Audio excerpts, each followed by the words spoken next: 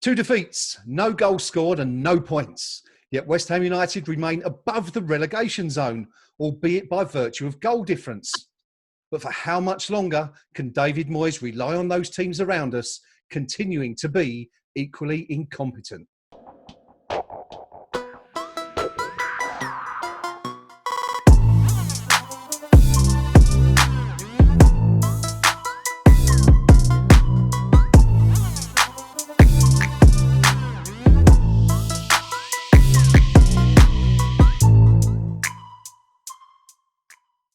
Welcome to episode 3 of the Mod Pod, the new podcast from KUMB.com featuring the enlightened and judicious from the world of Knees Up Mother Brown. Tonight I'm pleased to be joined by some of our regular Mod Pod faces, starting tonight with Rio. Evening. And there's Gnome. Evening all. Dio is back again this week. What? And the Pink Palermo. Good evening. And finally, from the KUMB moderating team, we have our friend from the West, bristolhammerfc. Evening. And tonight we are also delighted to be joined this week by a rising star in the world of sports journalism and someone who cut his teeth at the Sunday Times and TalkSport before being thrust into the spotlight as West Ham's correspondent for The Athletic. In his Athletic bio, he promised he'd be more faithful to West Ham fans than Dimitri Payet was, something we'll be coming back to a little bit later in the show. His inclusion, I'm delighted to confirm, severely reduces the average age of the Mod Pod squad, if only for one night. And so it is, I'd like to grant a big Mod Pod and KUMB welcome to our special guest, Mr. Roshane Thomas. How you doing, Roshane? I'm all good. Yourself? Yeah, not bad. Bearing up despite the football. I was going to ask you, how have you been keeping busy since we entered lockdown? I mean, have you been working as normal? Have you been put on furlough? What's the situation over there at the Athletic? Oh, I mean, thankfully I wasn't put on furlough. So I mean, during lockdown, in fact, it gave me like a lot of work. It gave me a lot of time to just like do interviews, which I wasn't able to do because the games come quick and fast and press conferences. So you don't really get as much time. So I mean, for example, I was able to interview like Julian Faubert. I was able to do like, a lot of feature pieces, so stuff like that, which I didn't necessarily have a lot of time during the games on. I was able to do. So yeah, that was really good. And besides that, I've been cycling a lot, trying to get fit. I think I quite confidently state that you're probably fitter than the rest of us on here tonight. But glad to hear it anyway. Is it good to be back full time now? With most of, I mean, we were just saying a moment ago that normal restrictions haven't been lifted, have they? Tell us what conditions you're working under right now. To be honest, it was still the same on the lockdown. Just try and put together like really good stories, track down people for interviews. So yeah, still the working hours have still been the same. It's just the case now we have football back, so it's a bit of normality. But yeah, even when it was lockdown, it was still fine really in terms of like workload. Good stuff.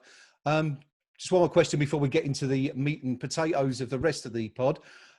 Just tell us a little bit about how you came to be at the Athletic. I mentioned there you'd cut your teeth at the Times and TalkSport, but what's your path into journalism and how did you come to be where you are today? So obviously I'm 26 now. So I say when I was about 18, I knew this is like the career I wanted to like pursue. I mean, when I was younger, I used to be really good at swimming. I had like medals and certificates, but I thought swimming it takes forever. Like I just something else. So yeah, 18, myself and a friend, we started like a blog. So at the time, I just recycling stuff I saw on the internet on like Sky Sports, BBC News. And then I thought, you know what, I want to get my own content. So I started interviewing like non-league players. So I started doing that before I went to university.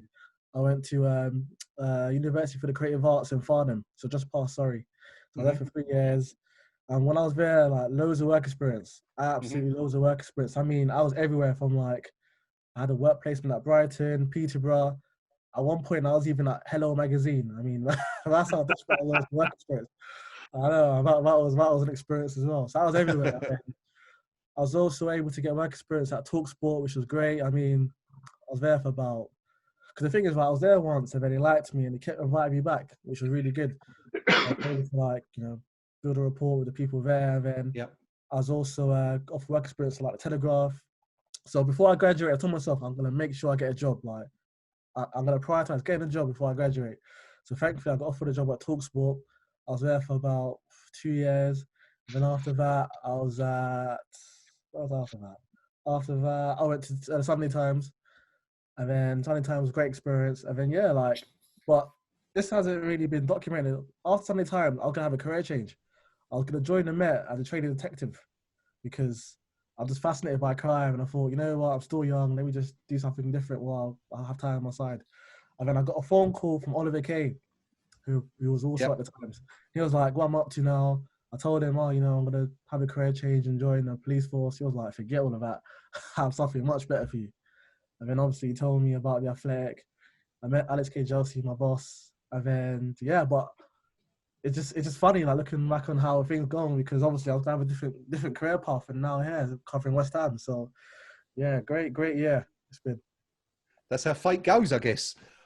It's all right, lads. You can ain't got to worry about. There's no plot in the house. Then we're all right. We were a bit worried there for a second. Going to shift some of the stuff in the background around, but no, it's good to have you with us, Roshane. Of course, you and I have crossed paths briefly once or twice before. We sort of met at the demonstrations earlier in the year that you were pretty good at promoting at as well. Yeah. You were obviously the one who was putting out the live videos at the time, and I think it was the only one that we could find on the web when that first went out. Yeah. I felt it was good to do that because obviously fans, some are able to, like, because West Ham fans are all over, so some like different countries, or some can't afford tickets to games. So I thought it was good to do live so fans can see what's going on. Yeah. So yeah, I mean, I think it may have been the not the one before Everton, the one before Southampton. That one, in my opinion, was really good in terms of like the amount of people that turned up, you know, the message fans were giving to the ball, but enough is enough. The number of banners that were there, so that one was really good. And obviously we all know there's a pandemic right now, but there's a lot of momentum like I was getting from the protests, and it's sort of been missed now because obviously the pandemic's here. So yeah, I think Hammers United have said, haven't they? They're keen to get going again once this is over. It's certainly, you know, it's on the back burner, as it were, but it's certainly not been forgotten. I just wanted to ask you very briefly before we continue, what's your West Ham story? How did you become a Hammers fan? So growing up, it was actually it was West Ham, but it was predominantly Arsenal. Like my dad's just like some crazy Arsenal fan. So going to games, there's mainly Arsenal matches I was going to when I was younger. But I'd also like always watch West Ham games because at the time I see you shaking it. I see the pinky shaking his head there. Look, mere mention of Arsenal. I know. Why not admit you're related to Fred and Rosemary West while you're at it? I mean, come on.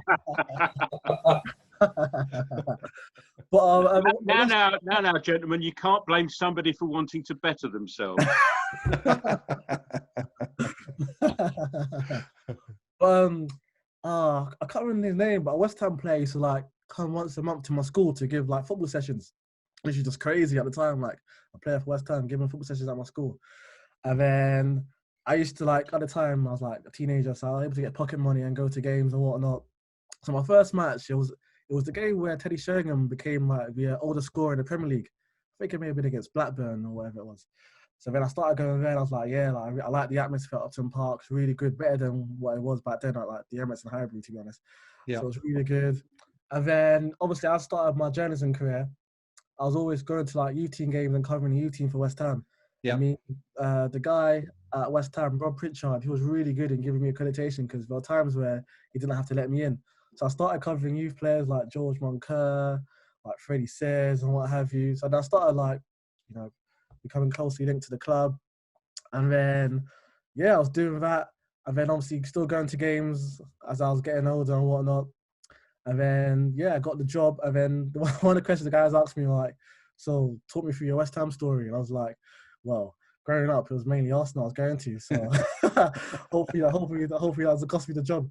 But yeah, so that's pretty much my my West Ham story. And obviously covering the club now, like it reached a point where it's like if West Ham do bad, then that's my weekend ruined. Like if West Ham, like for example, the recent match against Tottenham, I found it hard to go to bed because I was so pissed off. I was like so pissed off. So yeah, that's pretty much my West Ham story. You're in the right place. Yeah, I think that was a feeling shared by all of us. We'll come back to that in a little while. Anyway, before we move on, Pinky, I believe you had a question that you wanted to fire at Roshane before we do so. Yeah, it's just the onward march of of the Athletic, and more about digital platforms for media and the impact on local newspapers. And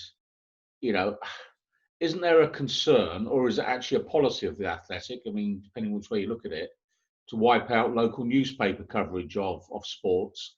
I think that's certainly the approach they're taking in North America. And do you think that would be good for the English football game, to see local newspapers wiped out in terms of sports coverage?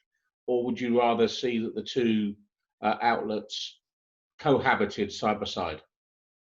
I'd say it's the latter. The two cohabit side by side. I mean, local's the one that's always there, like through like thick and thin. I mean, the nationals, they're pretty much there when it's like everything's all rosy, everything's going great. But the locals, they'll always be there. And like, there's a guy, I can't remember his name, who covers West Ham. Dave Evans. Dave Evans. Yeah. Oh my goodness, Dave is a legend, absolute legend. I mean, like, before officially, when it was like confirmed I was joining the Athletic, he reached out to me and said, wish you all the best, hope you're well. And like, during the past year, he's been amazing, like really helpful. So yeah, the two definitely cohabit. I'll say with the Athletic, it's mainly a thing where like we're quite in depth in what we do. So whereas local perhaps will be like limited in terms of like writing like 3,000 pieces on like an article, we could do that, and we sort of offer that service. But I mean, as I say, local will always be there. I mean, we've been there through thick and thin. So in my opinion, they're here to stay, if anything. Excellent. Thank you for that, Roshane. Yeah, actually, Gnome and I know Dave very well from our time in the press box back at West Ham, back in the day. Not that we're going to dwell on it anyway. Brentford supporter, believe it or not, Dave. He is, isn't he? Yeah, he's a big Griffin Park fan. Yeah. Yeah, but he's a lovely bloke, Dave. He's it's always been good for us anyway. Good to me anyway while I was there. He has indeed. Yeah, he has very much so. Moving on swiftly to our first big topic of the evening. Now, we covered this quite extensively in our last Eyes Up Mother Brown, which, for those of you who aren't aware, is our new live service that we provide while West Ham are completing the 2019-20 season. You can watch every game. If you don't want to watch Sky Sports, for example, last week, if you didn't want to watch Sky fawn all over Harry Kane all night long, you had the opportunity to listen to us lot moan about the referee's decision and whatnot. We will be continuing that this week against Chelsea and against Newcastle and for the rest of the season. So if you are a little bit bored of what Sky have got to offer, don't fancy listening to canned crowd noise, come and join in with us and you can watch both simultaneously on the screen. We're live on YouTube for every game. So I just want to touch quickly on the Tottenham game. Now, as I say, we did cover that extensively in midweek, but I just wanted to look back with the benefit of hindsight and a couple of days time to kind of calm down, and so we're not quite seething as much as we were perhaps on Tuesday night. Rio, second defeat in a row for West Ham, one that leaves us in big trouble. What are your thoughts on the game now, looking back and in slight retrospect? Yeah, it's pretty much as I thought on the night. It was a much improved performance compared to Wolves, and obviously there's more work rate. We actually moved around a bit. We did create a few chances, but at the end of the day, we lost to a really average and pretty shoddy Tottenham side. So, it's obviously disappointing, but we've got to put it behind us and try and take the positives and move on from there, and move on really quickly. Okay, thank you. DL, Rio referred to Tottenham as average and shoddy. They certainly weren't at their best. What are your thoughts? Still same as Rio, really. I still feel how I did tonight as I did on Tuesday night. Yep. Maybe not embarrassed to be a West Ham fan now, but not far off it still. It was awful. I'm trying to see positives, and I can see the positives that Rio's taken, but no, I just think it was yet again another inept performance. Spurs were there for the taking, which is a phrase I don't like, but they actually were. If we could score goals, we would have beat them, and that's our problem. We can't score goals. Simple as that. No, we certainly can't. Briz, bringing you in. DL says Spurs were there for the taking. Is that correct?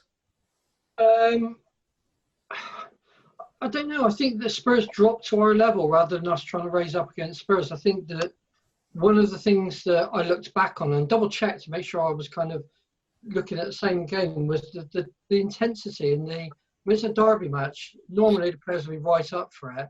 Yeah. And we just didn't look up for it. And when I look at the stats, I mean, we had a 50% tackle rate against Spurs' 76.5. Mm-hmm. We had 32% possession. I mean, if you're not going to have the ball, at least tackle it and win the ball back.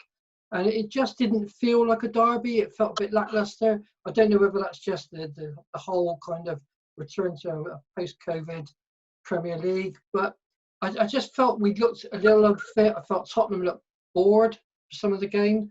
And neither side really looked like they were in a derby, which surprises me. Gnome, Briz points out there that we only had 32% possession to the game. It's difficult to score goals if you haven't got the ball, isn't it? Yeah, nigh impossible. Unless you're Watford, of course. Southampton scored for them today. But yeah, I mean, the intensity we're talking about there, I think to a certain degree is a little bit of a function of the fact that a game Tottenham-West Ham would be, from a crowd point of view, that would just be non-stop. And rightly or wrongly, players do take a bit of the intensity from the crowd. Those of us who were there last season, when we became the first team to win there, we'll be able to vouch for that. And it did rub off on the players. Yeah.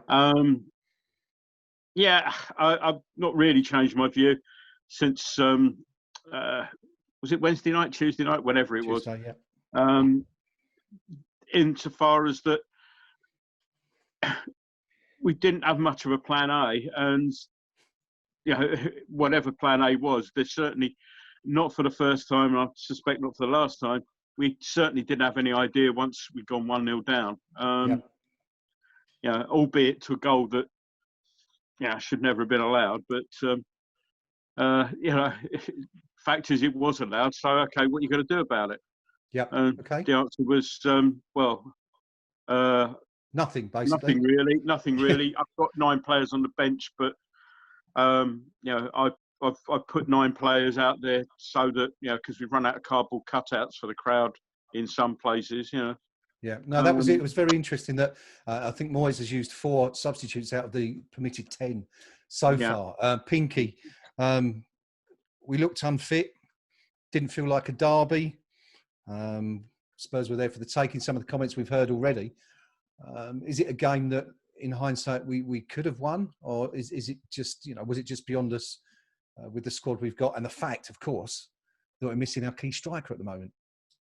Yeah, of course we could have won it, but the reality is you had 2 teams there on Wednesday night, neither of whom were fit, and I maintain the Moyes plan, such as it is to get a core of 15 players match fit for the games that matter coming up.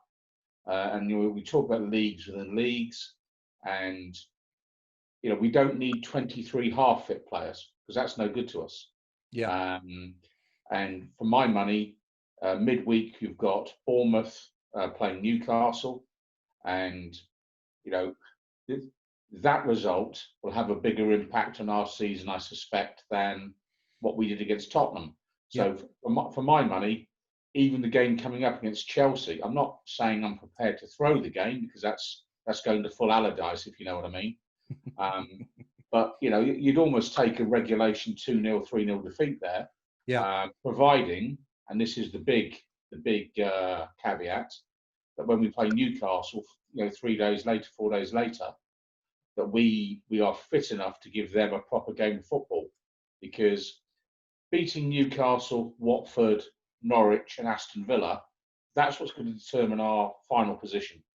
What we do against Tottenham and Chelsea, however much people say a win's a win, and beat Tottenham and Chelsea and we'll stay up and blah blah blah. The reality is, if we look at the length of the closed season layoff, 105 days, which is double the normal closed season layoff. Yep. Our squad is quite old, but actually, you've got Watford's squad is older, and I maintain that the older you are, the harder it is to get going again after a lengthy layoff. And I think ultimately we'll have just enough in the tank now to get past the teams that we need to. We'll stay up. It isn't going to be pretty. No one's going to be particularly happy about it. But the damage was done in the autumn. That's the bottom line. Yep. Okay. Thank you very much. Roshane, as you will have heard there, Pinky has been running all week with this theory that Moyes is placing the utmost importance on those games against the teams in and around us at the bottom of the table. I'd appreciate your thoughts on that. But before we come to that, let's have a brief look back at the Spurs game. What did you think of the game? Did West Ham do as well as we could have done? Could we have done better? Were Tottenham at their best? To be honest, I'm still not over it. I'm still not over that loss. I mean, if we look at the team sheet for first of all, not too bad. Antonio leads in the line. For me, Anderson should have been dropped. No way should Anderson been. Oh no, he wasn't dropped. Was he dropped? Yeah. He was dropped. Yeah. Did start, did he? Yeah. My bad. Yeah, Anderson was dropped. I thought that was good. Great to drop Anderson. I don't think Frederick should have started. Should have been like, Ageki has gone. All right, let's start Ben Johnson. That's our new right back. I like we should have done that, but that didn't happen. So I'm thinking, okay, fair enough. I think in the first 40 minutes, West Ham passing the ball well, barring Noble, because he gave the ball away a few times. But I'm thinking, don't look too bad. An improvement from the Wolves game. If anything, quite fortunate to still being 0-0 when Heung-min Son's goal was ruled out for offside by VAR. And then half-time thinking, okay, we're still in the game. We have a decent record at Tottenham, so it could be our day. So the second half continues, and then it just goes downhill. It just goes downhill. Obviously, Thomas Tuchel's goal was given for own goal, and looking back now, it should have been given. But for me, my biggest frustration from that match is Moyes once again bringing on the same subs. All right, from a match piece, right, we sort of have to know what we're doing like prior to the game. So I told my editor, I'm going to do a piece on Moyes just being so cautious with his subs and the fact he keeps bringing on the same players. So when the full-time whistle is blown, on one hand, I'm annoyed, but on the other, I'm thinking, brilliant. I'm absolutely going to just, I'm going to just go in on this piece because I'm just so frustrated right now. And again, he brought on Lanzini. Lanzini hasn't scored in the year, by the way. Only provided 2 assists all season. Anderson, we all know Anderson's been garbage this season. Absolutely garbage. Yeah. So you look at you thinking like, obviously, we know he's been injury prone, but why not give Jack Wilshere a chance? I mean, Xander Silva, he's been great for under-23s. Why not give him 15, 20 minutes to see what he can do? Mm-hmm. I mean, Jetty, we all know Jetty hasn't been great when he's been given a chance, but we've reached desperation stage right now. Why not give him on? He could be our savior for all we know. We won't know until we give him an opportunity. So all this stuff was going through my mind when Moyes was bringing on Anderson, Lanzini, and again, not bringing on more subs. Again, that was frustrating a lot of us.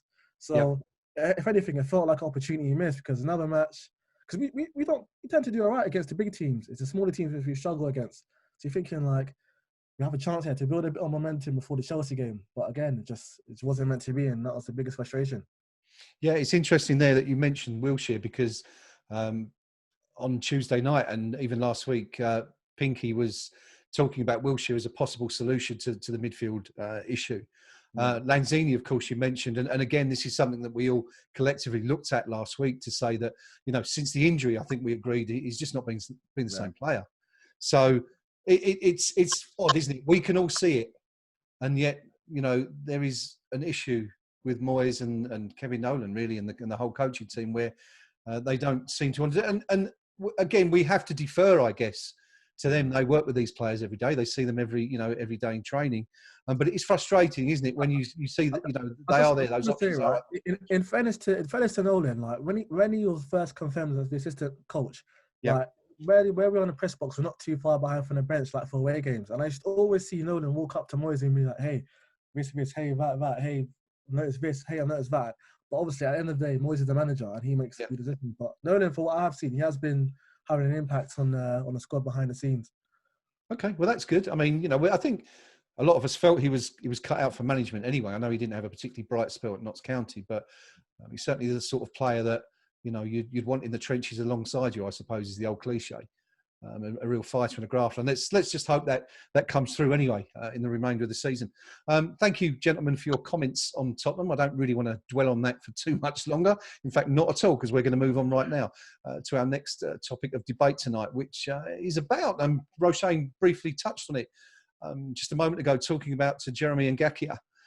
With West Ham are approximately 100 grand a week better off this week with 3 players gone. We lost Ngakia and we lost 2 of the elderly players in the squad. Zabaleta, who decided not to take up the option of an extended contract because of an injury issue. And Carlos Sanchez, who decided not to take up the option of a new contract because he wasn't offered one. And I don't think anyone would disagree with that. But going back to Ngakia, Rio, let's come back to you on this one. How disappointed are you with his departure this week? Yeah, I mean, it's a blow because you don't want to lose like promising young players. Yeah. And he's played, I think, 5 games. Mm-hmm. Most of those have been against opposition in the top 4 or 5. Yeah. And he put himself really well. You know, I mean, he had a disappointing game against Wolves, but everyone did, you know, first game back.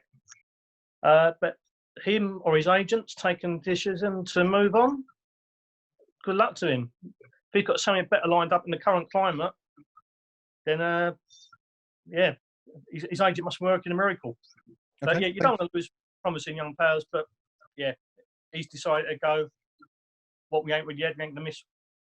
Okay, fair enough. DL, Rio points out there that Ngakia had only played 5 games or made 5 starts for West Ham. Do you think that's agent-driven, or do you think, as was claimed in week, it was a football choice? It might be a bit of both.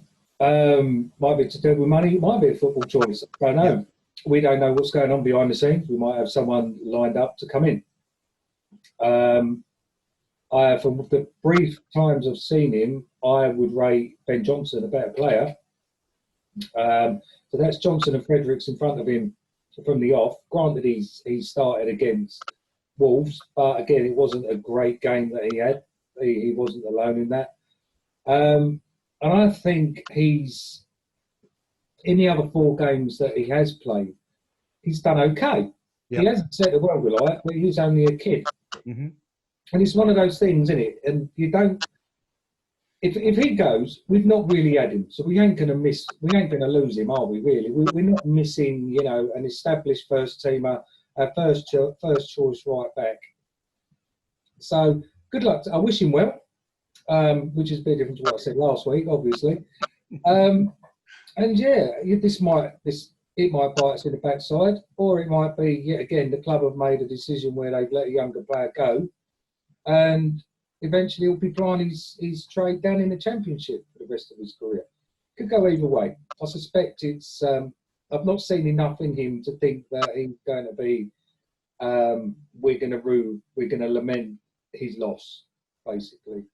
Okay, thank you very much, Briz. Do you think that it was a question of the board not offering a sufficient contract, given the player's emergence as a Premier League regular?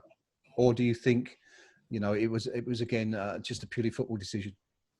I think it's indicative of the way that this current board have run our academy since Tony Carr departing.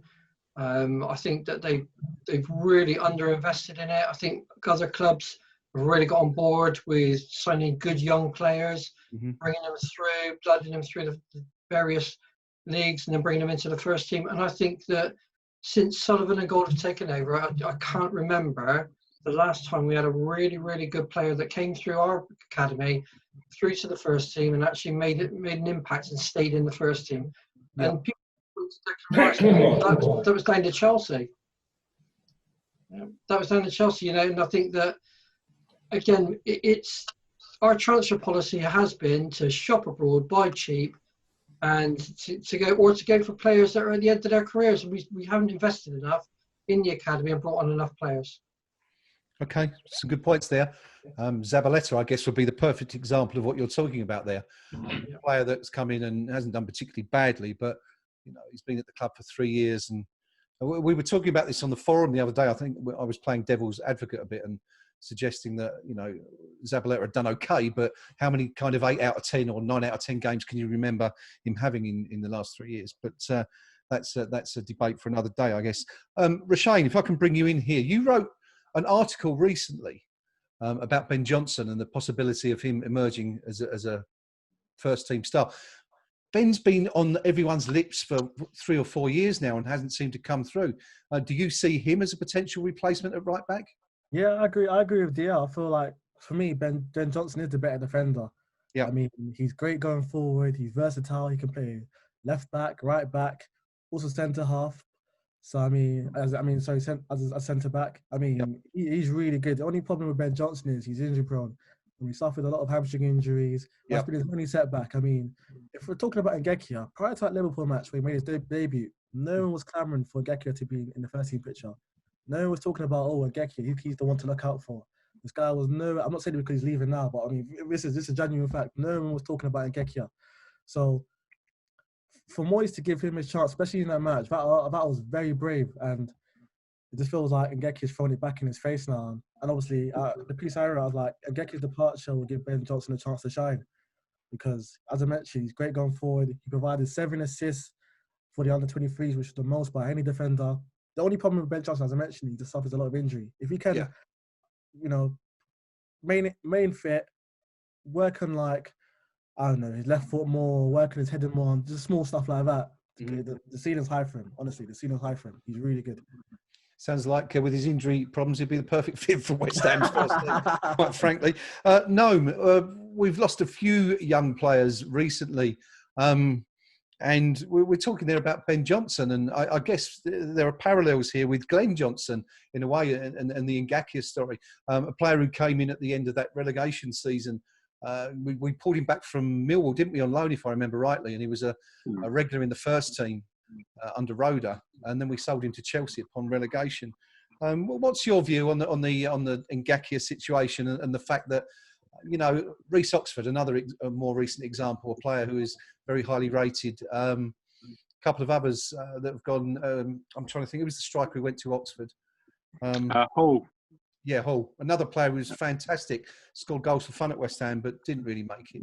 Do you think Do you think the club have made the right decision here by letting him go?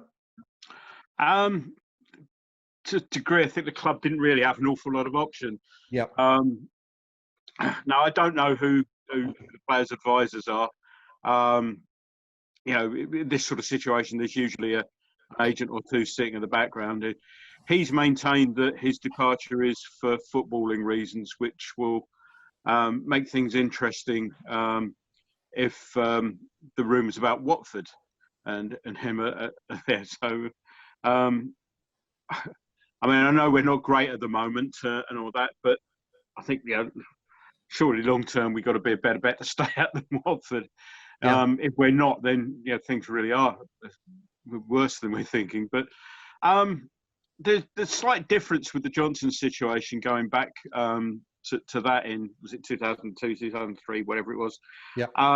In that relegation was a financial nightmare, and the sale of Johnson and Joe Cole basically stopped the banks from knocking at the door and counting the floodlights and things like that, Yeah.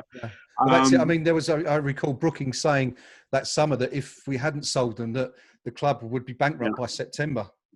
Abramovich saved 2 clubs that summer. At Chelsea, Royal Bank of Scotland were 3 days from putting the club into administration when Abramovich took over. So, he kept 2 clubs out of administration. So he brought Joe Cole at the same time. So, but I mean, relegation would be it wouldn't be great, a financial disaster for us again, really. But I don't think things are quite as bad as they were then, insofar as the money's all owed to the owners to a large degree. A lot of money's owed that way, so they're not going to be hammering on the door saying you've breached your covenants here. Yeah. So that's it. Yeah, it's sorry, go on, carry on. Yeah, no, just so it's a slightly different situation. Although Pinky will as Pinky will no doubt have heard that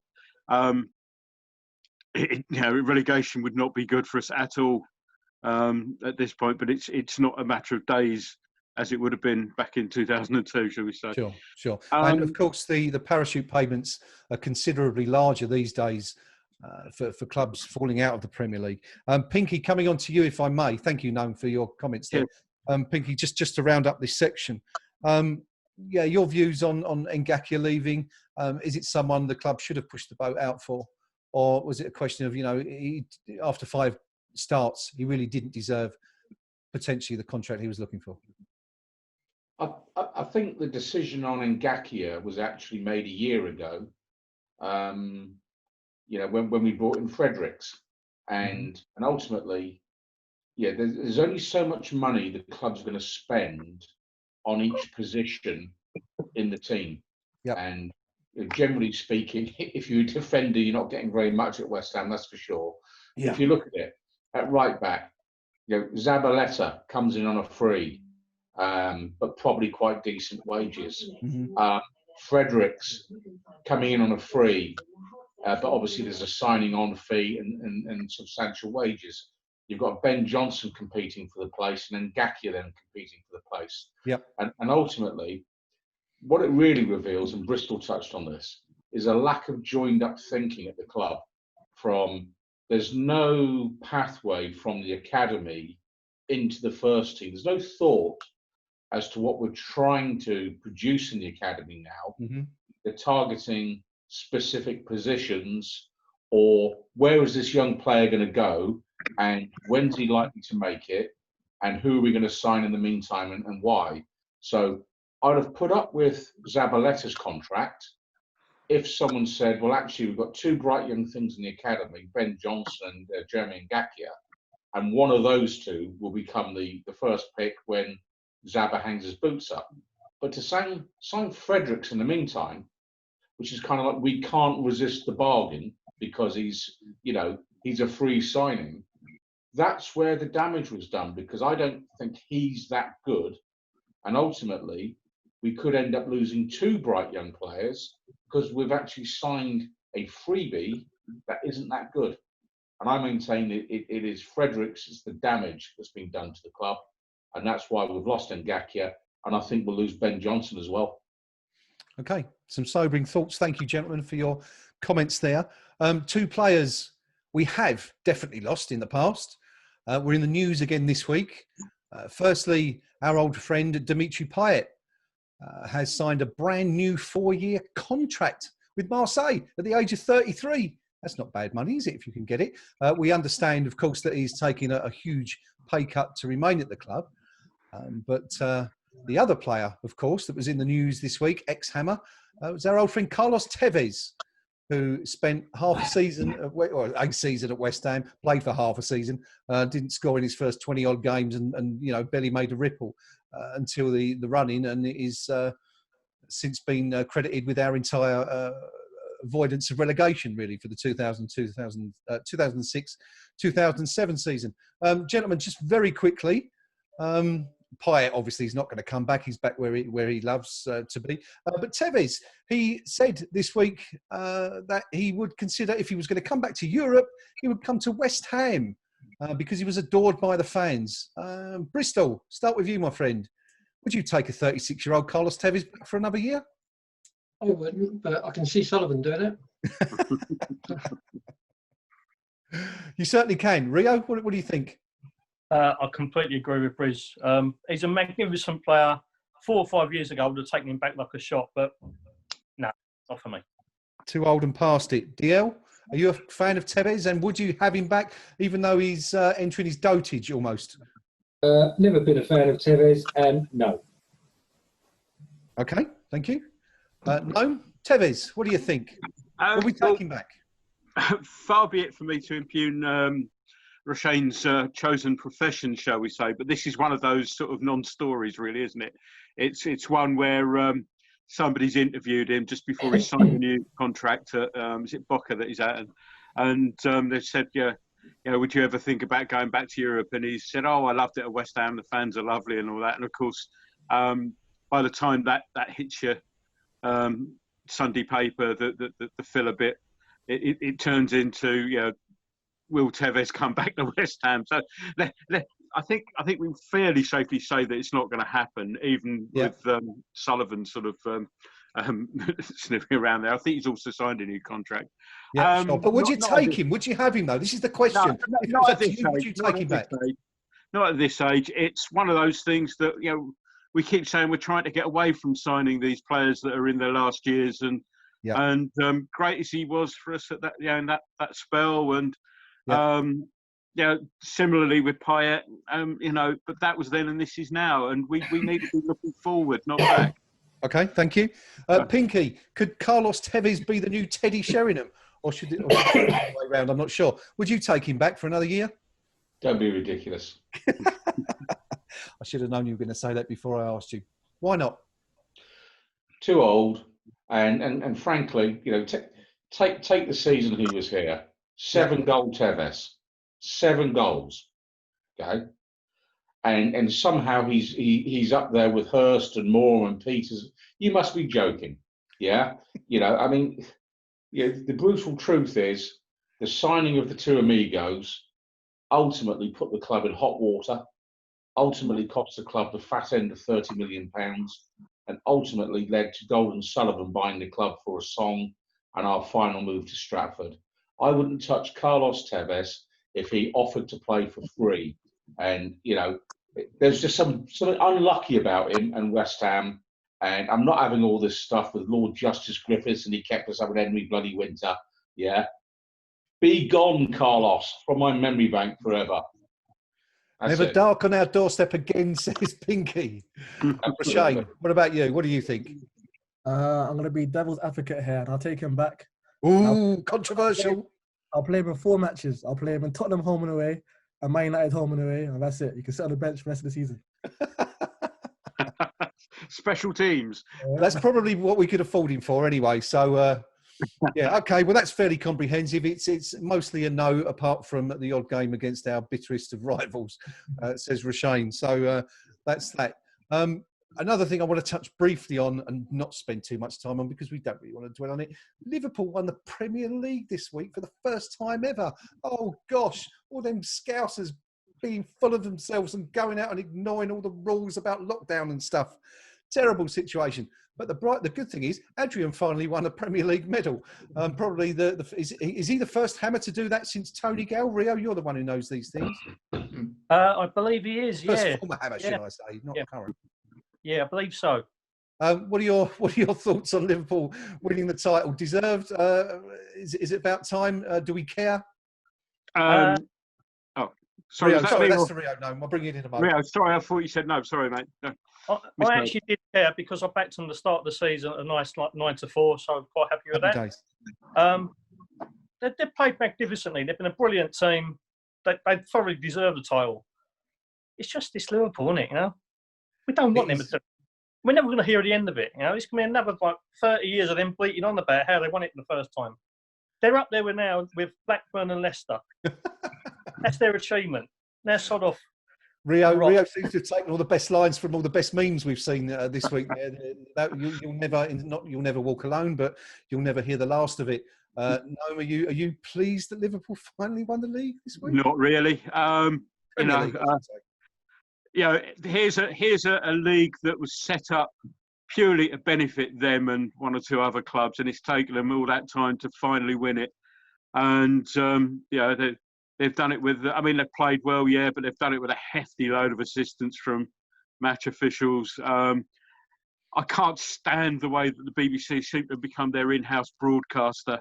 I mean, if that goal had been allowed against Liverpool, the one that we conceded against Tottenham with the handball, I think the BBC would have declared a national day of mourning or something. It would have. And it's Roshane. Maybe you know more about this than me, but there seems to be some sort of strange case of omerta when it comes to Liverpool. That all the faults with some of particularly nasty things they get away with over the years seem to be ignored. And it's Liverpool, and it seems to be this desire not to upset a whole city that is very easily taking offence. Roshane, do you want to comment on that briefly? Yeah. I mean, I wonder what analogy I can use. It's like the little brother who's always in trouble, but because it's the little brother, you sort of let him get away with it. That's what I can sort of think of. But I mean, even when everyone was saying, well, not everyone, but like Karen Breen in particular was saying, let's not avoid the season. Everyone's like, but we can't. Liverpool won't win the title. That's what everyone was saying at the time. So, I mean, if I take my reporter hat off, it's nice that they won, but the simple fact is someone else. It's a different club that won. For that simple fact, I mean, they played well, but I mean, yeah, as the guys say, you won't like, we'll keep hearing about this for the next 50 years now. So Yeah, it's true. Pinky, do you think it's nice that Liverpool was? Do you agree with Roshane? Think it's nice Liverpool have won the title now? That's the second absurd question in a row for you, Graham. And you know, There's plenty more to come, my friend. Don't worry about that. Okay, I'm thinking this is my Sunday evening. I'd file it under pint of bothered.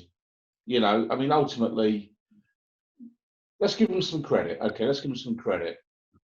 What they've done well as a club is get their act together. They've spent very heavily. You know, was it 70 odd million for a goalkeeper, 70 odd million for a centre back? You know, 7 or 8 years ago, they paid top dollar at the time for Jordan Henderson. You know, and then you look at the front three of Firmino, you know, Salah, and the other guy, whoever it is, can't remember off the top of my head. Klopp has put a team together that is watchable. Okay, which for a decade Liverpool weren't watchable. But not being funny, give me 500 million quid, and I'd make West Ham bloody watchable as well. You know, and you know, so ultimately, yes, It's a bit well more than done. No, but you know, well done. They've won the league. Now But it's go only away. 30 years. It's only 30 years. Yeah. And spare a thought for those clubs that exist on peanuts, you know, literally struggling to survive, with supporters who'll never see their team win a thing ever within the league structure. And they're the ones I'd save my time for. You know, Liverpool, yeah, pint of bothered. Well done, but you should be winning the league if you spend their sort of money. That's the bottom line. Briz, bringing you in on that one. Do you agree? Do you think that Klopp is a likeable character anyway, even though he's manager of Liverpool? Are you pleased? Do you care that Liverpool won the title? I think I'm glad they've won, so they can shut up about it for the next 10 years now, where they go on and kind of fight that. But I think the Premier League split into 3 leagues. Yep. I think in the league that they're in, it shows the value of having a good manager. I think Klopp has been the best of those kind of 4 to 6 teams that are up there and spending the money. And I think when you look down through those 3 split leagues, the middle of the table, the top of the table, and the lower end, all those teams that have sustained and had good managers are doing okay within those leagues. And I think that shows the value of Klopp. And I think without him, I'm not so sure they would have done it. So good for him, but you know, done now. Let's move on. Yep. Pretty common theme, DL, coming across from all of us here tonight, that no one seems to be too bothered that Liverpool have won it. What do you fair. Go on. To be fair, I mean, every now and again a team comes along and they sweep everyone aside and they just make you go wow, and they end up winning the league. We never got it this season, so hopefully we'll get it next. Liverpool, no time of day for them. You know, I've followed football since I was, you know, a teeny weeny. My age, everybody at school was a Liverpool fan. Yep. And they still give it large now. I hope that they never win it again. Can't stand them. Fair enough. Thank you, gents, once again for your comments. I think we spent far too much time on Liverpool, but I just wanted to gauge the opinion there to see if there was any sympathy for those poor, long-suffering Reds fans from up north. But anyway, not a lot by the looks of it. So we're going to move swiftly on to the forum. We had some comments this week about episode 2. Built yourself in, chaps. Here it comes. This is what people have been saying about the mod pod so far. Thomas, who is a regular on the KUMB forum, wrote that he just watched the second episode, but he felt it didn't offer as much as the first. And Frank Keogh, who was our guest last week, didn't offer us the same in-depth knowledge as Paul Walker of KUMB fame the last time out. But all in all, it was a very good show, much better than Sky's Sunday supplement. I'll take that. Well done to everyone involved, and he appreciates our time and effort. SH said it was a good listen. Again, 2 excellent shows so far, a great start. He's entitled to his opinions, but he didn't agree with Frank's view on the board or the protests. Now, one of the things I think we're keen to do is invite guests onto the show that may not necessarily subscribe to our collective opinion. on certain aspects of the way the club is run. One thing I think we're keen to avoid here on the Mod Pod is, you know, a kind of an echo chamber. So we're keen to kind of get those views challenged, which is what we hope to be doing in the coming weeks, looking forward, by bringing some non-West Ham related journalists on the show. So Roshane, you could be the last one, my friend, tonight, so make the most of it. Chigwell Hammer said it was another good watch, although my wife was concerned I was interacting with a bunch of similarly old men. Not sure what that says about your relationship with your wife, Chiggers, but fair enough. It's thank you for the comment. Anyway, Alf Git says, I finally got around to watching. It never hurts to hear a contrary view. Totally agree, Alf. Stunning work once again. So thank you for your comments there, chaps. It's good to get the feedback. It's nice to know what you think of the show. So keep those comments coming in later after tonight and going forward. A few questions that have been raised from the forum for this week.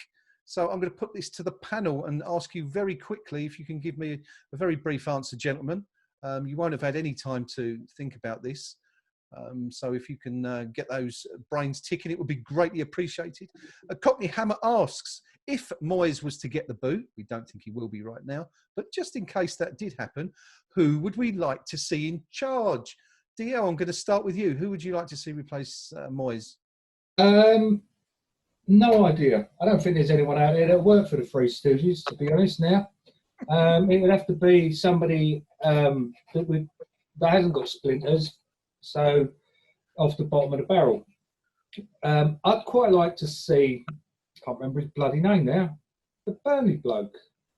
Dyche, Sean Dyche. Yeah. Yep. Only because I get confused between him and Tyson Fury when he spoke. Fair point. Thanks, DL. Gnome, over to you. Who would you like to see replace Moyes in the unlikely situation that he was to be removed from his position? Tyson Fury. Tyson Fury. What a choice. He wouldn't take any stick, I'm sure. I already thought that. I always get him and Bobby Robson confused. I don't know really, because as we say, I'm not entirely sure who's out there. I mean, as has just been said, we can't think of anybody really that might be sort of sensible enough to actually come and work for the current owners. Yep. I'd like a really, really good manager. If they came in, that would mean the owners have gone. So, but I mean, Dyche, I don't know.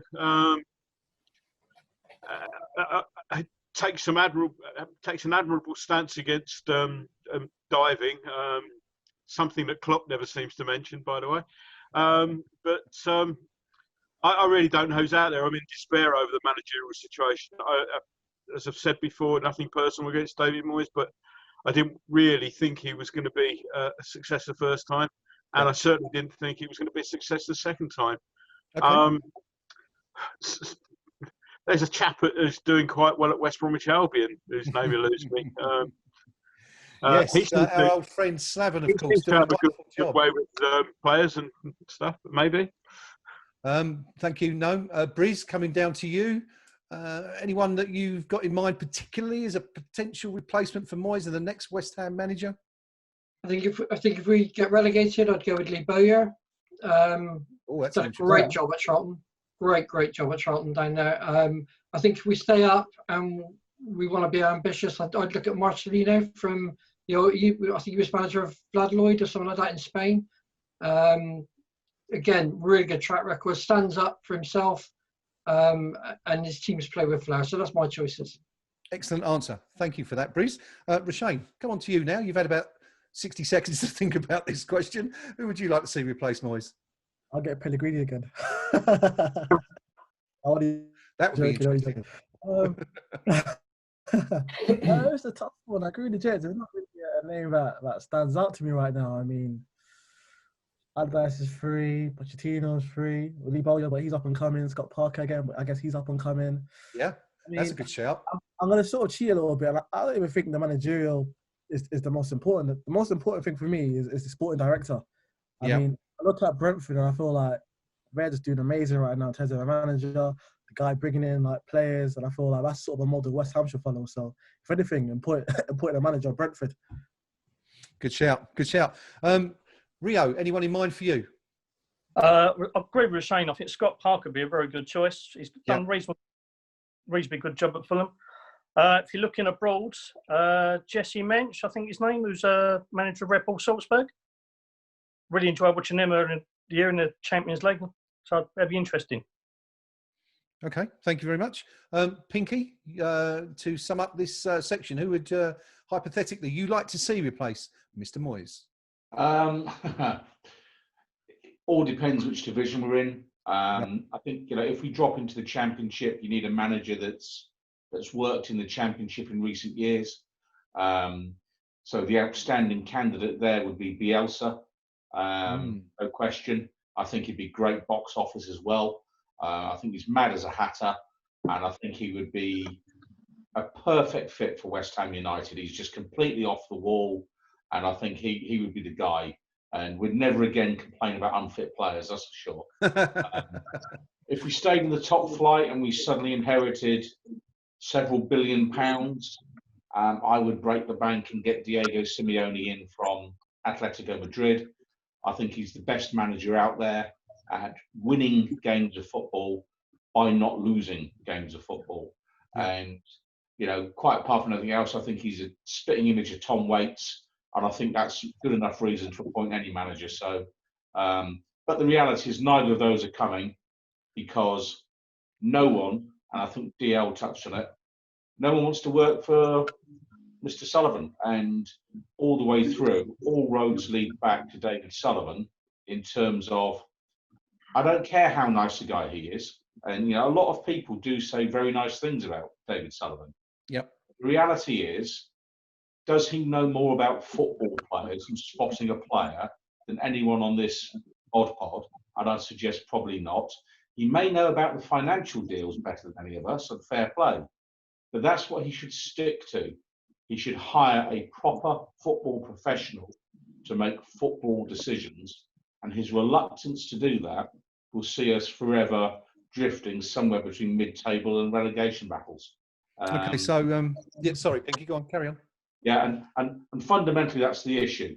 I'm not quite sure I go as far as Roshane there in terms of the director of football, because, you know, Manchester United seem to compete in the right end of the table without one. Okay. But getting a proper, competent manager and say, you make the football decisions, I'll do the money, would be a start. Excellent. Thank you very much. I'm going to throw a completely different name into the hat, and it's someone I've been banging on about for quite some considerable time, and that is our old friend from Gidea Park, Mr. Danny Cowley. I think if we were to drop down to the Championship, he's put in the miles, hasn't he? He's worked done miracles for Lincoln. Now at Huddersfield, is he? The question, I think, is, of course, is he the sort of player that Sullivan would buy? I don't think he is, but I'd like to see Danny Cowley given a crack anyway. I think he could do a job. And of course, he's a West Ham fan, so in the same bracket as Parker and Bowie there, I guess. But some interesting choices there, gentlemen. Thank you very much for your suggestions. The next thing I'd like to touch on quickly is our competition last week. We have been giving away for the first 2 episodes of the Mod Pod our 125th anniversary map, not the 25th anniversary map, as I referred to it inadvertently last week, because that wouldn't be very interesting at all, would it? The 125th anniversary West Ham map contains players from our entire history, going right back to the days of the Ironworks in 1895, and also lists some of the best players from our very best teams over the years.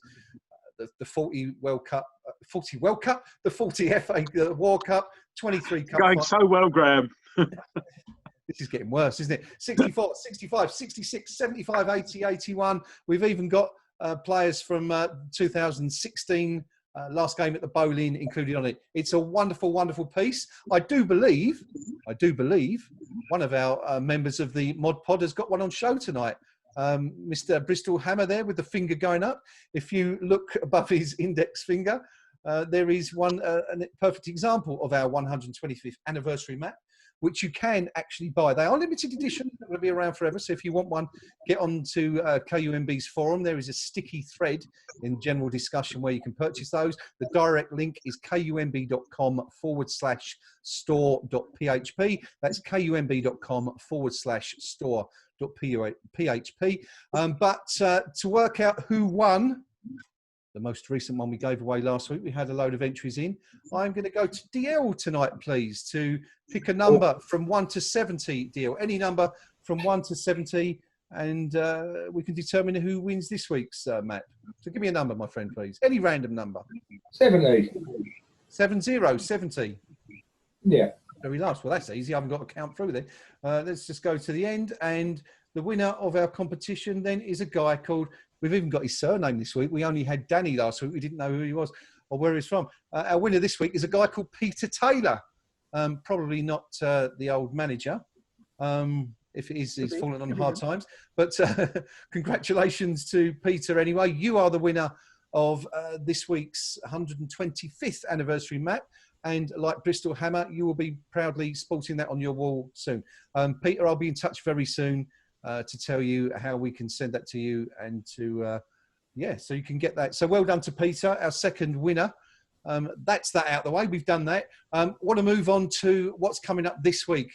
2 very important games for West Ham between now and next Sunday. On Wednesday, we host Chelsea in Stratford before travelling to the other end of the country, some 300 miles away from here, where we face Newcastle.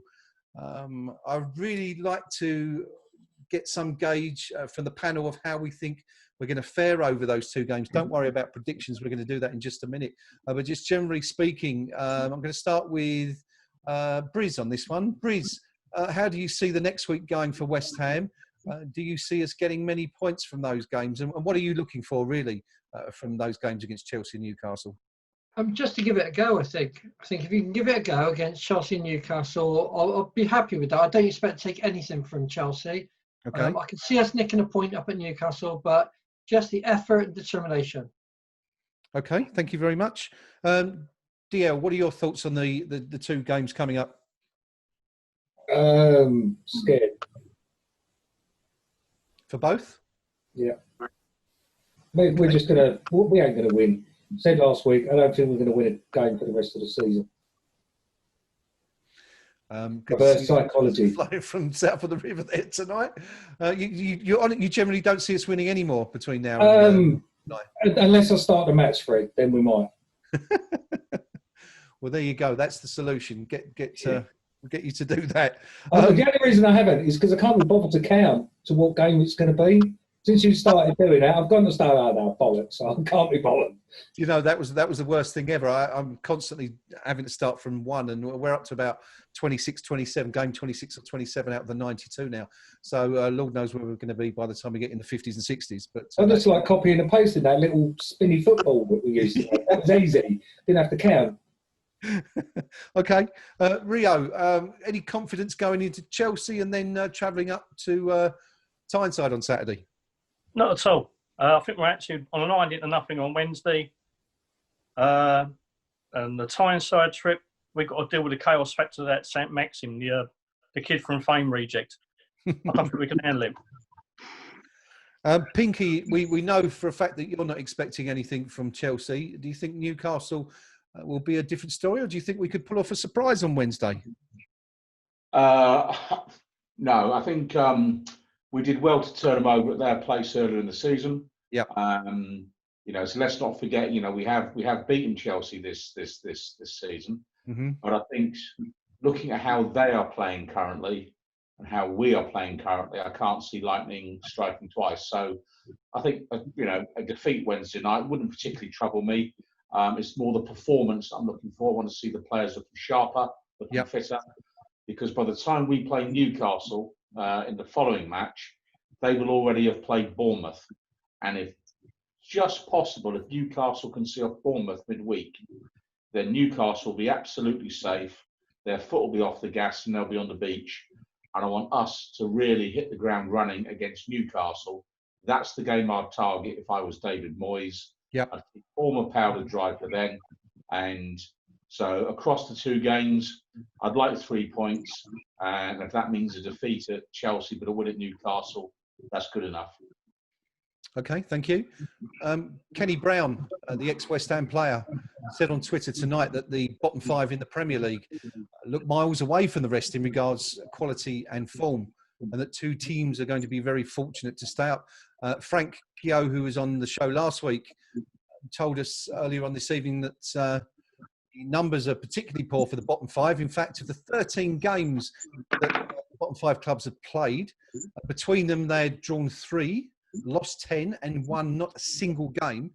Goals for 4 and altogether 20 goals conceded, so minus 16 over those fixtures. It doesn't look very good. Roshane, do you think that West Ham are on a hiding to nothing Wednesday night, and if so, can they recover in time for Saturday? I'm actually, I'm going to disagree with some of the guys. I'm a bit optimistic before to get the game against Chelsea, for the simple fact that we beat them already this season. Yep. That was the best performance of the season. We've done it once. I can't see why we can't do it again. And if we consider what's happened over the past few days with Aston Villa losing and Bournemouth not playing well, and also Watford losing again today, I mean, surely the players got to look at that and be like, you know what, we got to get out. We got to play. Obviously, the fans will be there, but we've got to give the fans something to give us a bit of optimism for the rest of the season. And I mean, the game, I'm not looking forward to at all with the game against Newcastle, because not even Newcastle, the games against Newcastle, Burnley, Norwich and Watford, I'm not looking forward to those matches at all, because West Ham haven't given me any confidence whatsoever that they can win those matches. I mean, if we think about the return game against Newcastle, that game was full of defensive errors. Oh my God. I mean, we could have an hour special on the amount of defensive that match. The game against Burnley, where Bell punched it into his own net, I mean, that's just a criminal offence to punch the ball into your own net. That was just terrible. So yes. The only 2 games where we've done it right is the Norwich and Watford match, because obviously we beat Norwich at home, we beat Norwich at home, and we beat Watford away. And we weren't too bad performance, but I mean, for some reason we just can't get going in those sort of matches. Like, I don't know whether it's a desire or because we beat them so easily. Like, the team just plays terrible, and if West Ham fell to win, which is what DL thinks, that will be West Ham's worst points tally in Premier League history. The current record is 33, which is under Avram Grant. Yep. So if we end up having 27 points, that will just be, oh my goodness, that would just be terrible. I would imagine that would be up there with some of the worst. I mean, I can remember Derby scraping through, and Sunderland, I think, didn't do an awful lot better. But yeah, I mean that Avram Grant season was dreadful, wasn't it?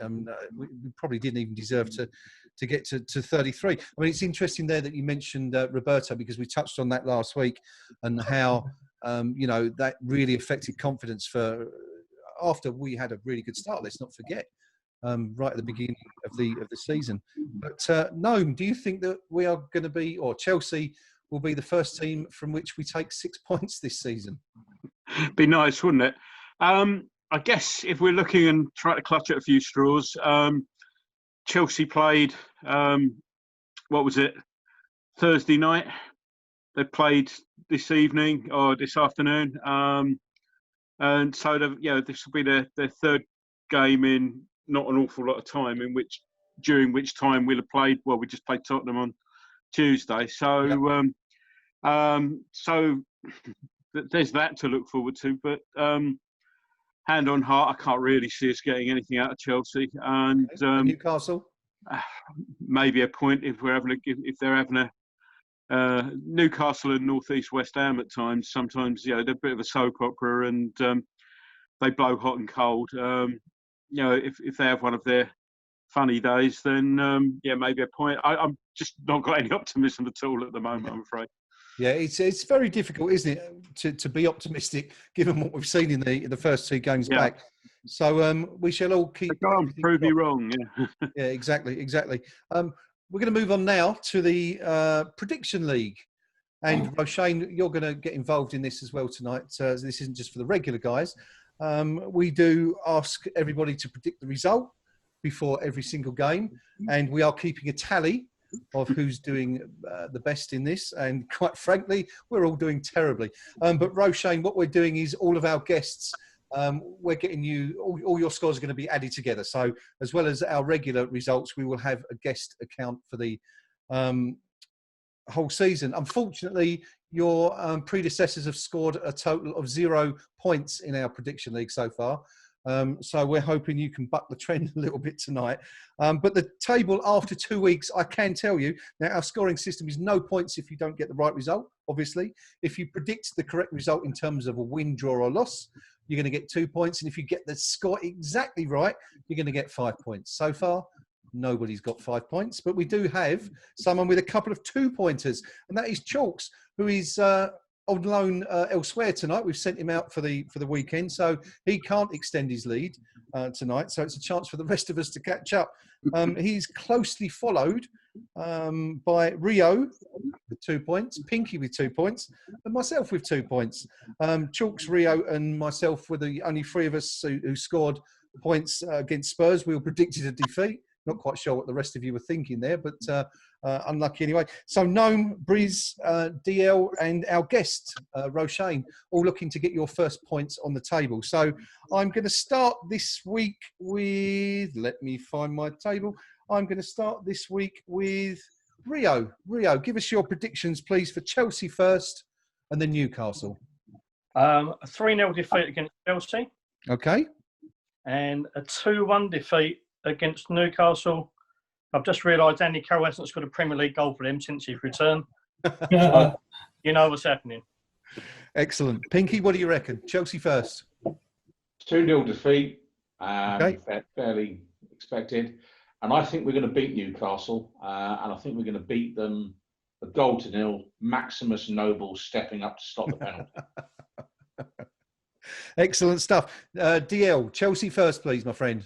We're going to celebrate a goal, but we're also going to cry at Chelsea's 5 that go past us. 1-5. I'm going. Oh dear. Okay. And Newcastle, hopefully something a little bit more positive. I'm going to go for a score draw on that one. 1-1. I can't see us scoring 2 goals. Well, quite frankly, it would be nice just to have something to cheer about, because on the first 2 episodes of Ears Up Mother Brown, we've not seen a single goal go in the opposition net, so that would be good. Gnome, over to you, my friend. Start with Chelsea first. Before we do that, my beautiful girlfriend did suggest that we pick out Preview Percy's predictions and bung them in as well, because she likes to read those and puts money on them, and she did all right out the Tottenham game. So she likes a little bit of a flutter, so just hanging that one out there. But okay. For Chelsea, I think we might have a goal to score. God knows where from, just gut feeling. But we're going to lose 3-1. Okay. And 600-mile round trip for a 0-0 draw at Newcastle. Excellent stuff. I think we might take that under the current circumstances. Briz, over to you, buddy. Starting with Chelsea. Are we going to win? Is this going to be? Are we going to even just score a goal? No, for me, I'm going to follow trend. I think it's a 4-0 defeat at Chelsea. But I do think it's going to be 2-2 at Newcastle. So I think it could be 2 goals to celebrate. Okay. I'm thinking of the year when Lazaridis scored up there. I think we drew 2 up there that year, didn't we? That was a 1-0, but there was another 2-2 where we were 2-0 down with about 5 minutes to go. And we'd been terrible all the way through the game. We pulled one back and then got a really late penalty. Okay, thank you. Thanks for the correction, though. Right. Yes, we traditionally haven't done too well up there, have we? We've had some awful results over the years in Newcastle. Roshane, you are our guest this week. Let's see if you can get some points on the board for the guest account. And let's start with Chelsea first, buddy. What are you going to go for? I'm going to go for a 1-0 win over Chelsea. Okay. From a corner kick, and it'll be Issa Diop. Okay, we'll take that, definitely. And Newcastle? I'm going to have to agree with Rio. I reckon that's going to be a 2-1 defeat, and you just know Andy Carroll's going to score. It's written in the stars for Andy Carroll. You took the words out of my mouth. That's exactly what I was going to say. It absolutely is written in the stars. I'm going to go for a 2-0 home defeat against Chelsea, and I think our goalless misery is going to continue at St James's Park. However, I think we might just snatch a point. I think that could be who said? No, it was you who went for the goalless, wasn't it? So I'm going to follow you there, my friend, and go the same way. So just having a quick look over these, we've got 1, 2, 3, 4, 5, 6 predicted defeats against Chelsea. Roshane bringing the positivity into the Mod Pod tonight, going for a 1-0 win against Fat Frank's team. Yes, absolutely. We could we would do for that. Roshane, you do realise if you're right, you've got to come on every week after this. No problem whatsoever. Newcastle, we have one. In fact, I think Rio and Roshane are going for defeats up there. And we've got 3 draws from myself, Gnome and Briz. And Pinky, you are our optimistic one this week as far as Newcastle goes. You're the only one there predicting a win. So let's hope that Roshane has got it spot on for Chelsea and Pinky's called it right for St James's Park at the weekend. We will bring you up to date with the Prediction League next week. As I said, Chalks is leading with a massive 4 points after 2 weeks. So none of us are doing particularly well so far. Before we go tonight, I'd just like to remind everyone that we will be back on Wednesday night for Eyes Up Mother Brown, which is our live match service where you can turn off the commentary on Sky and you can listen to us bang on instead about how terrible the team selection is, the formation, and just about everything else at the moment. You never know, we might have a goal to celebrate. I'm not quite sure what we'll do if West Ham score, because I think we've all forgotten how to celebrate a West Ham goal. We certainly haven't seen one in the last 2 games, but fingers crossed, you never know, we might get one against Chelsea. So please join us on Wednesday night if you're free. That is Eyes Up Mother Brown, and the links will all be on the forum on Wednesday night. On Sunday afternoon, we will be back again, of course, for the Newcastle game, which I think means that we will not be doing a Mod Pod next Sunday. I think we haven't actually discussed this, guys, but I'm going to take an arbitrary decision here and just say it's probably likely that we're going to continue the Eyes Up Mother Brown chat after the Newcastle game instead of doing a Mod Pod. So perhaps we could do one a little bit earlier or later. I'm not sure. We'll have a chat about that after we finish the show. But that is about it for tonight. Thank you to my regular panel for coming on once again and giving us their opinions on all the vast ranging subjects we've discussed tonight. And thank you especially to our special guest, Roshane, for coming on. Roshane, thank you for coming on and for bringing positivity and youth to the table. Thank you very much. No worries at all. Really enjoyed it. Great show. Cheers. It looks like I'm going to have to go because I think my green screen's packing up behind me. It's had enough. We've obviously been going on too long. There it goes again. So I'm just going to say a quick farewell to all the chaps. Gnome, thank you for your words of wisdom. Pleasure. Thanks, Greg. Mr. Palermo, thank you again from underneath your boomerang there, sir. Fine, thank you. Cheers. Rio, thanks for your sage advice and words. Cheers, mate. Thank you. DL, great to have you back on again. Thank you, my friend. Thank you. Good And to be back. finally, from our man in the West, Bristol Hammer, featuring the wonderful 125th anniversary map behind him. Thanks, buddy. Thanks for your words. No problem. Thanks for having me. Cheers, buddy. Thank you to everyone out there for joining us on the Mod Pod tonight, episode 3. We will be back. We don't know when, actually. I was going to say we're going to be back next Sunday, but we probably won't. So I will let you know on the forum and via social media when you can expect the next episode. Before then, of course, do tune in Wednesday for the Eyes Up Mother Brown Chelsea edition. And come on, West Ham, give us something to cheer, eh? Come on, you Irons. Come on, you Irons. We are staying up, sir. We are staying up.